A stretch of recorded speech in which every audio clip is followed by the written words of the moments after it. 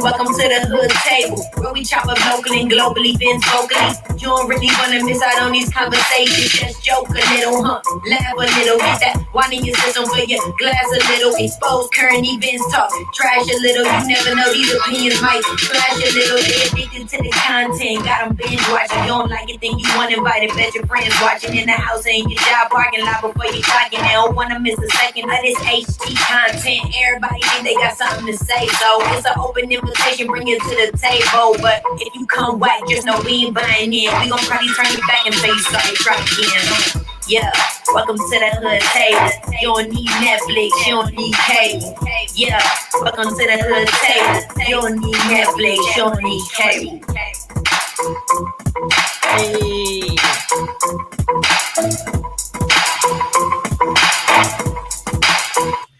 Hey, what's up, everybody? Welcome back to the Hood Table one more again. Come on, hoodies, come on in.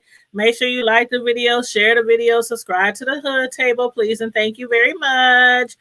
We are going to be reviewing Chapter 2 of YouTuber Timothy Blaine's newest book, which is called Murder in the Beef Sector.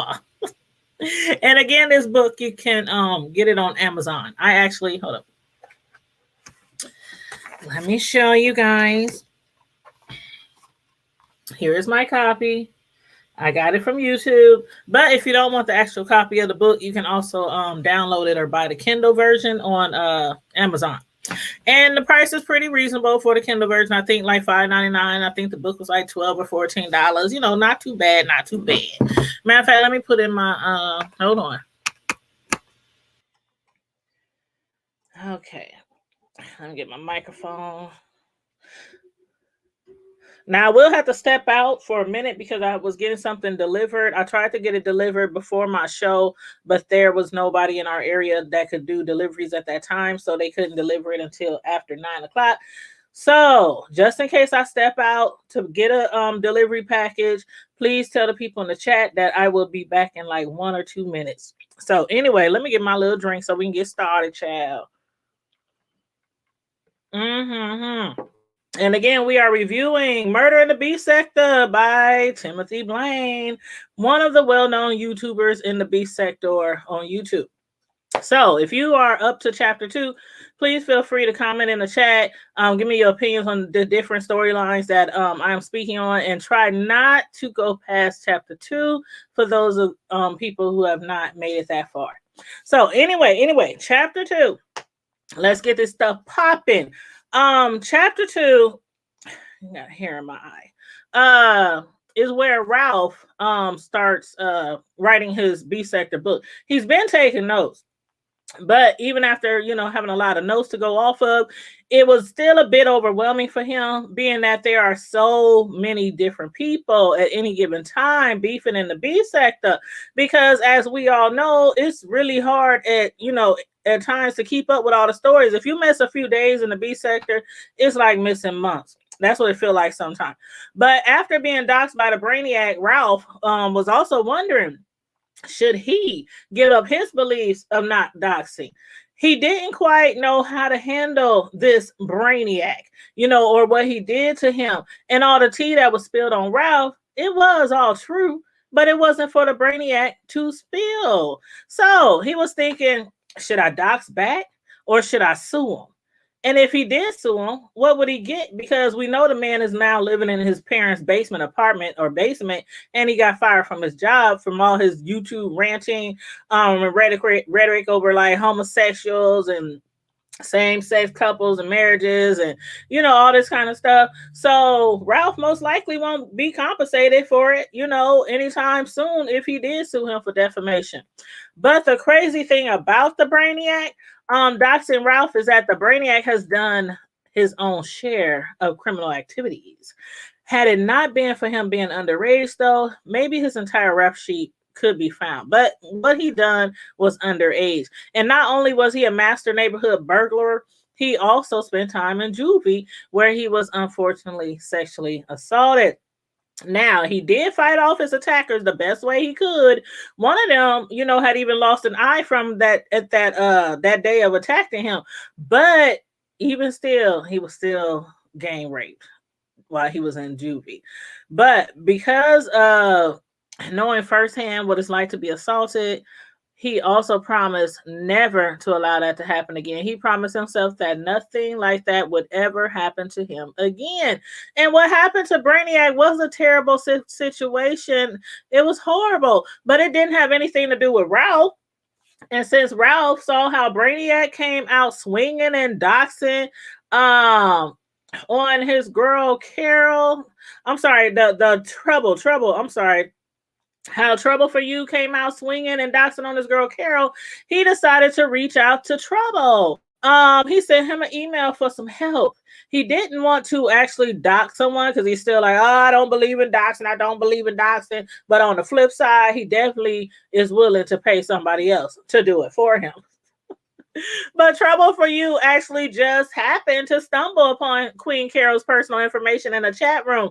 Someone who knew her from her past actually recognized her voice on YouTube and spilled her tea in the chat room. So Trouble for You literally just looked up on the information. The information literally just fell into his lap. Then he started receiving emails. Several of the people on YouTube have been able to figure out how to contact this mysterious new avatar, this hooded avatar. Ralph was actually the fourth person to email him. So after being emailed by these people on YouTube, Trouble for You was becoming really nervous. And see, the reason why was because he really did no work, not any real work, to come up with Queen Carol's information. Yet these other YouTubers were able to easily reach out to him behind the scenes. And these other YouTubers were contacting him to pay him to dox their adversaries on YouTube. But if he accepted the offers, he then have to now be much more discreet, because if other YouTubers can reach out to him, then so can the people he's doxing, and so can their attorneys. That is, if they were to hire any. Now, as far as Ralph, he had no idea what Carol was up to. Carol has been under the impression that someone from her past is trying to sabotage her, possibly even a family member of her deceased husband. She was left a substantial amount of money after her husband died. And if his family were to find out, especially his sisters, that she was born a he, then her fortune could be in jeopardy. Because keep in mind, back then, same-sex marriages were not as legal as they were these days. So enters private detective Athena Wells, who has took to Carol's case. Wells was referred to Carol by one of the associates of her deceased husband. Wells, who also is familiar with YouTube, already knew about Carol's situation. Along with that, Detective Wells also happened to be, tuned in with when Trouble for You dropped the bomb about Carol's past. So the detective was more willing to help Carol find out the person behind the hooded avatar. And the Brainiac, excuse me, the Brainiac, they were trying to figure out who was behind Trouble for You as well. See, the detective, she was more than willing to help Carol, because to her it seemed like what was going on was doxing on steroids. The detective had no idea if it was just random people being doxed or not, or if the person collecting everyone's personal information would eventually try to blackmail content creators for money to keep their past or present discretions in the closet. Either way, using doxers high IP address, Wells located the doxer with a sheet as well in Vegas, and now she is preparing for a trip. And right here is where I'm going to take a brief break because my package is here at the door, and I shall return in one moment.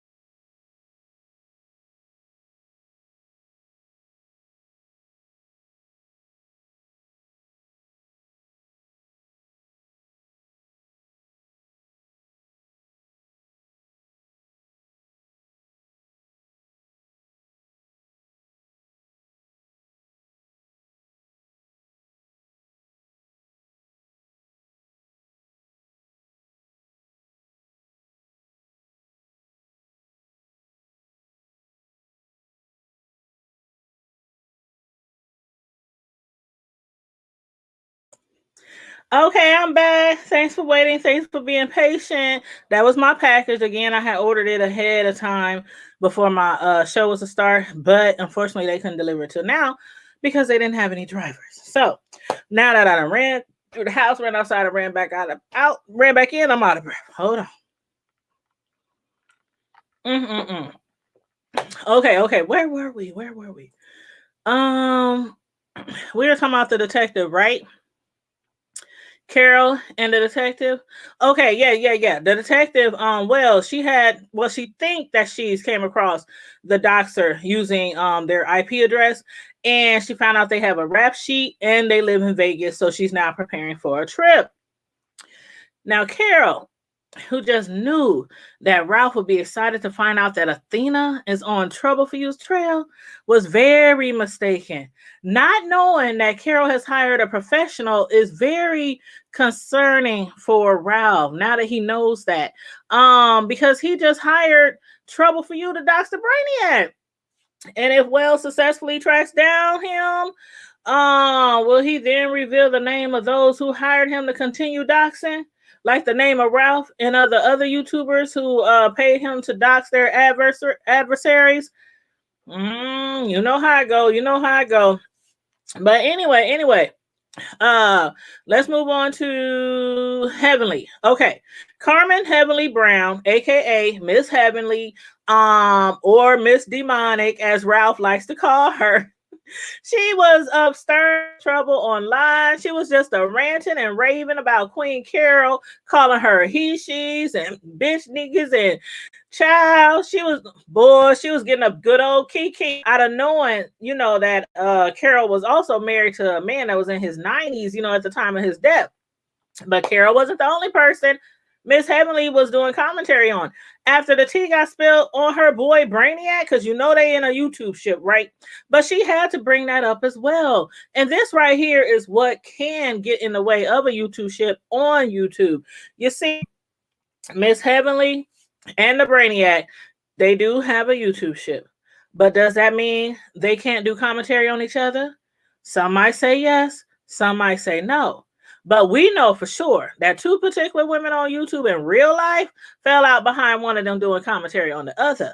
And we also know that still to this day, some YouTubers will tell you straight up if you are cool with them to not speak on them, unless, of course, it's something positive. Mm-hmm. But anywho, during Miss Heavenly's commentary, she was like, "Now, Brainiac, just in case you come across this video, I'm just doing my job, which is to discuss the tea, and that is how he was repeatedly gang raped at a juvenile facility. Boy, Brainiac could not believe that somebody who's in a YouTube shit would go on their channel and do commentary on the tea that was spilled on him. And those of y'all new to YouTube, the beef sector is cutthroat. For that information to be so sensitive, them folks don't give a damn about him being gang raped. It was all commentary for them. Nothing is off limit in the sector for content creators. But even after being doxxed, the Brainiac went live the very next morning to take calls, which was probably a mistake because caller after caller was only calling to antagonize him about his assault. One caller asked, "Was that incident the reason why you turned gay?" Another asked, "So do you believe a man can be turned out for life after going through what you went through?" And a third caller asked him, "Did his booty hole ever go back to normal?" I'm like, a young boy was gang raped. Yeah, people are so cruel. They are so cruel. The Brainiac, in return, he did take some digs. He was clapping back at the callers. But me personally, I would have closed down those phone lines. Hell, I would have logged off the whole internet for the rest of the day. That's what I would have done, which is actually what some people do in real life on YouTube. And we see that all the time. A content creator or a subscriber gets humiliated in the B sector and then go ghost on us until they think that is safe to return to the platform. But in this case, knowing that people will use that act of violence against him as a weapon when beefing with him, somebody was going to pay dearly for bringing it to the B sector. And after Brainiac went live, he did end up, missing for YouTube for about a week, I believe. And one person in particular who took notice of that was again Miss Heavenly doing her commentary on her channel. She done put out an APB on the Brainiac, asking folks, "Have you seen him? Tell me, have you seen him?" And